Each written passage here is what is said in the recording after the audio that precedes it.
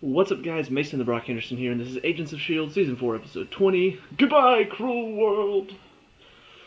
Although in this sense, it's more like, goodbye, cruel world. But anyway, so many exciting, fun, awesome things to talk about, so let's get into it. So we start off this episode seeing kind of the point of view of the people on the Zephyr, where Daisy and Gemma inserted themselves into the framework. And so we see that they've been up there apparently for 10 days now. And so they're running low on gas. They've had to turn off the cloaking to conserve the energy of the Zephyr. And so that's how the Russian guy and Anton Ivanov? I think that's his name. But we saw in the last episode he finally found the Zephyr where they're being held. And so this is apparently how he was able to find it, because they had to take the cloaking off. So we go back into the framework, because mainly all that happens there is like we see they are found, and then they're like, we have to hope that they wake up soon, and then they end up waking up as they're being attacked by another one of Anton's planes, and so we see that's pretty much how that ends. It's just they're under attack at the moment. But in the framework, we see that apparently they've found a way to the back door.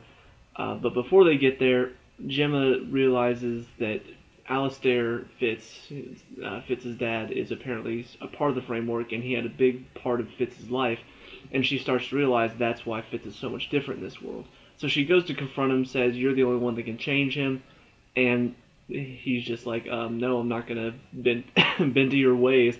And so he calls Fitz and says, "The fugitive is here, send your men," and then attacks her, and she ends up killing him accidentally.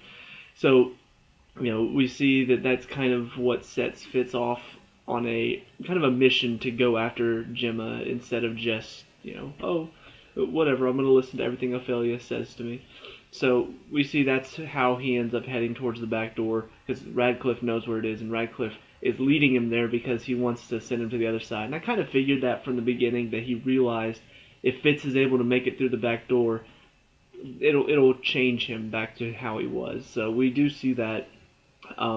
It was a very clever plan, and we kind of you could figure it out before they even got there. Fitz is promising him the eternal life or something like that, and I'm just like, yeah, he doesn't care about that, but he's gonna take you there just so he can throw you in alongside him. So that's pretty much where it all leads to. They finally get to that place. Everybody's there, but they see that apparently the back door has been covered up with, looks like a molten lava pit. And so they're just like, well, how do we get out now? We're trapped. But then Daisy realizes, I can use my quake powers and open up the back door. And so they come under fire from some Hydra agents. After they finally take him out, she opens it up. Like, there it is. So Coulson's the first one to go, but then he gets shot. And I'm just like, oh, God. Wait, what? But thankfully, I don't really know how this works. But apparently, you don't transfer wounds over there. I'm still curious to find out, why did Mace die because he and the framework died. Like, I don't know. They didn't ever explain that, but he's shot, so he's bleeding out, but May helps him up so he can fall into the back door. So he wakes up, and of course he's asking May, come along. The entire episode she's like, I'm not blindly following orders anymore, I don't believe in your world, and Coulson's just trying to say, hey, you just gotta have faith. So after he goes in, it kind of creates like this rupture, I guess, that sort of, it's hard to describe it, but it almost like showed the framework. It showed like the bare bones of it. It showed the data and all of that. And so it helps Mack realize, oh, this world isn't real. It helps May realize this world isn't real. And so she follows Coulson right behind. She wakes up in the outside world. So she and Coulson are now awake. And nice little line between them, I understand. I was kind of squirrely over there. She's like, I thought it was cute. I'm just like, oh, I love Coulson and May. So they're both awake. Well, Gemma's next up, but of course, in walks Fitz, and he's threatening her because she killed his father. So it's just kind of this very intense moment. Like, I don't know what's gonna happen. I don't know if Fitz is gonna die or if Simmons is gonna die. I'm like, is it possible that they might kill one of those two off? It would feel very wrong and very upsetting, but at the same time, it would be very intense. Well, luckily, Radcliffe shows up just in time and kills the two Hydra agents, threatens Fitz's life, and then carries him over to the back door, tosses him in. So he's in, and then Gemma goes next, but then we get to Mack. And this is the one I was concerned about because he has his daughter here in the framework. Even if she's not real, she's there. And so I'm sitting there thinking, you know what? He might actually decide to stay. And sure enough, they get to that moment, and he's just like, but Hope's here. And she's like, but she's not real. And he's just like, yeah, but I was there for her. She's actually here. If she's not there in the other world, I don't want to live without her. And Daisy's just trying to convince him. She's like, there are people over there that love you and care about you, and they want you to return. He's like, tell them I'm sorry, and just walks away. And here's the thing. Arrow did something very similar recently. They had an episode, it was actually part of the crossover event between all the other DC CW shows. They did this crossover event where all the characters from Arrow, well, most of them, ended up in like this. It was pretty much a similar thing to the framework. You know, you're over there and you just, all these people are still there. You're pretty much living your life how you'd want to live it. So they're trying to convince them to stay because they're living the life they wanted to. Well, they get to the very end and Oliver's realized it's not real. Everybody else has realized it's not real. But Thea, even though she's realized it's not real, wants to stay because her parents are still alive. You know, the other people that she cared about were still alive, and everybody's there. And she's like, I don't want to leave. And Oliver's just like, I respect your decision. Cut to commercial break. Cut back. As they're walking out, they stop because some bad guys are stopping them. Thea walks out, and she's just like, I changed my mind. I'm like, really? You have this emotional moment where it's just like she decides to stay just to return from the commercial break and say, you know what, never mind, I'm coming with you. I was really, really worried for a second because Mack was just like talking about this, and it sounds like, first of all, he's got a very good reason. Even if it's not real, it does make sense why he'd want to stay. And I was just so concerned that after all of this long speech about how he wants to stay and protect his daughter Hope, I was worried he was just going to be like, nah, you know what, never mind. Although I was thinking maybe possibly that Daisy would like knock him out or something and toss him in. But she decides to respect his choice and let him stay. So Mack's still trapped in the framework, and it's kind of an emotional moment.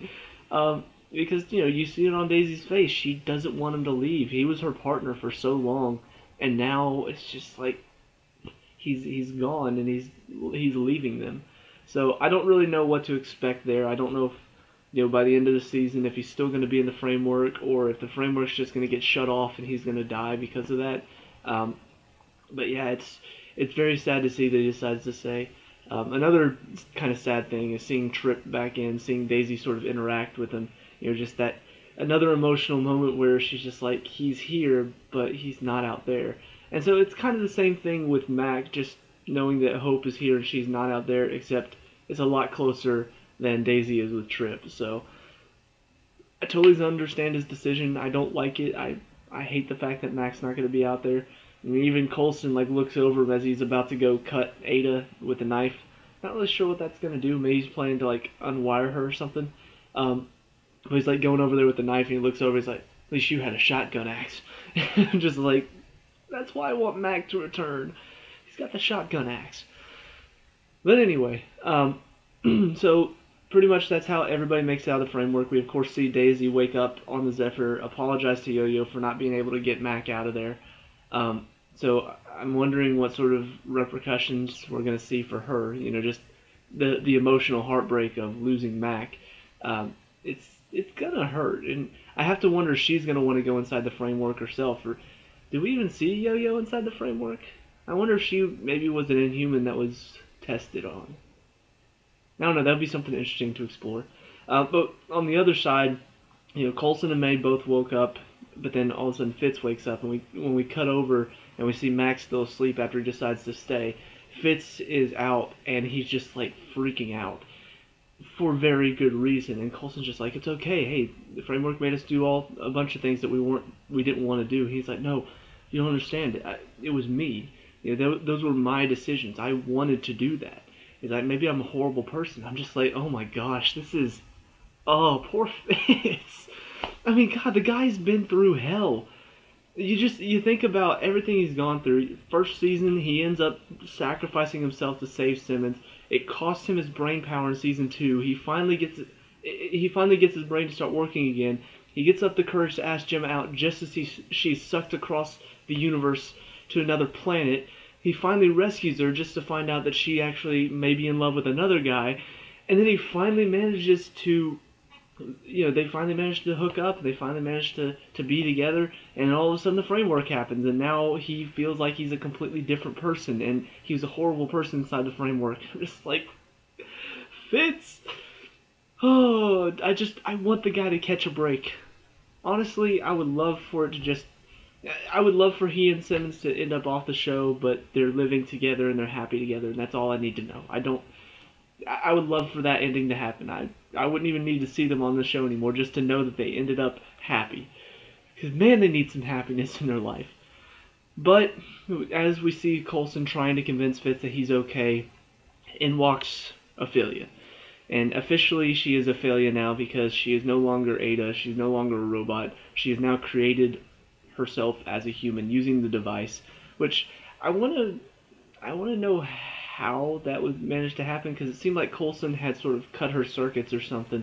So it feels like that, maybe that would stop the machine or something. Or, I don't know. Maybe because her body was still there, they still managed to create it. But now she is officially inside of this human body. She is now a human. But then all of a sudden, as Fitz is like going to, I guess, inspect because he's kind of like in awe of the fact that she is actually a human now. And to be fair, she is very beautiful, so I could kind of understand. But at the same time, I'm just like, come on, Fitz, you're Fitz now. You're no longer evil Fitz. But he goes over there to inspect, and then as he gets close enough, May of course is looking to take the shot, but then Ophelia jumps on him, and then Gordon powers her way out of there. I don't know how she's able to do that because last time I checked, Gordon died like 2 seasons ago.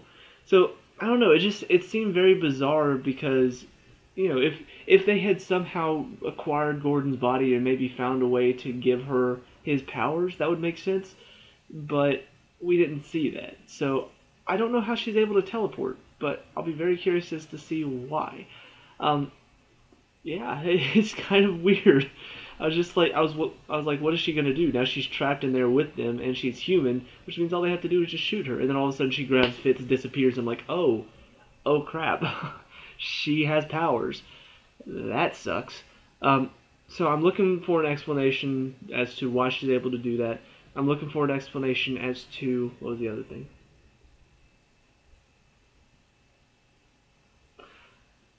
I'm trying to remember. There's something. There's something else I was looking for an explanation to. I can't remember now. But there are a couple things that I'm hoping gets explained as the season comes to a close. But there are only 2 episodes left. Normally there's like a 2-part finale, but it doesn't look like they're going to do that this year. So I'm a little disappointed for that, just because I normally really really really look forward to the 2-part season finale. So if they're not going to do that this year, I'll be a little disappointed by it. But still looking forward to how the season's going to end. I don't know what to expect. I'm assuming they're going to be taking on Ophelia. Maybe she has a bunch of inhuman powers that we've seen before. Maybe somehow she acquired their bodies and was using them to, I guess, prepare her body. I don't know. But it's really, really exciting and also very sad, at times with Mack. But I'm looking forward to seeing what's going to happen next. I mean, so many exciting things going on, so much to look forward to, so many good character moments, so many good action scenes. I mean, honestly, there were a lot of action scenes in this one, just all the fighting and shooting and all that stuff. A lot of fun. Looking forward to see what's going to happen next. Hope you guys are too. Let me know down in the comment section below. What are your thoughts on this episode? What do you think is going to happen by the end of the season? Let me know. We can talk about and discuss all the good stuff. Leave a like and subscribe for future Agents of S.H.I.E.L.D. reviews, and I'll see you at the next one. Peace out.